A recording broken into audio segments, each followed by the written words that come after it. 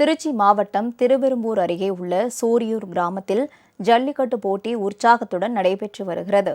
பெரிய சூரியூரில் உள்ள நற்கடல்குடி கருப்பண்ணசுவாமி கோவில் சார்பில் ஆண்டுதோறும் மாட்டுப்பொங்கல் தினத்தன்று பொங்கல் வைத்து ஜல்லிக்கட்டு போட்டி நடத்துவதை இக்கிராம மக்கள் பாரம்பரிய வழக்கமாக வைத்துள்ளனர். இன்றைய போட்டியில் 800 காளைகளுடன் 500 வீரர்கள் களம் காண்கின்றனர். வருவாய் கோட்டாட்சியர் அருள் கொடியசைத்து போட்டிகளை தொடங்கி வைத்தார். வாடிவாசல் வழியாக அவிழ்த்து விடப்பட்ட காளைகளை மாடுபிடி வீரர்கள் போட்டி போட்டு அடக்க முயன்றனர். அப்போது காளை முட்டியதில் திருச்சி இடத்தெருவைச் சேர்ந்த பார்வையாளர் மணிகண்டன் காயமடைந்தார். அவர் சிகிச்சைக்காக திருச்சி அரசு மருத்துவமனையில் அனுமதிக்கப்பட்டுள்ளார். 8 சுற்றுகளாக நடைபெறும் போட்டியில் சிறந்த மாடுபிடி வீரருக்கு முதல் பரிசாக இருசக்கர வாகனம், இரண்டாவது பரிசாக LCD டிவியும் வழங்கப்பட உள்ளன.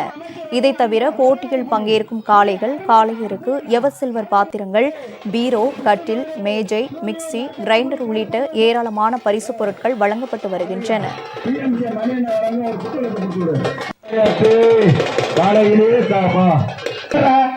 தம்பி என்ன மாடு பிடிக்கிறீங்க? தயவு செய்து நல்லா பிடிங்க.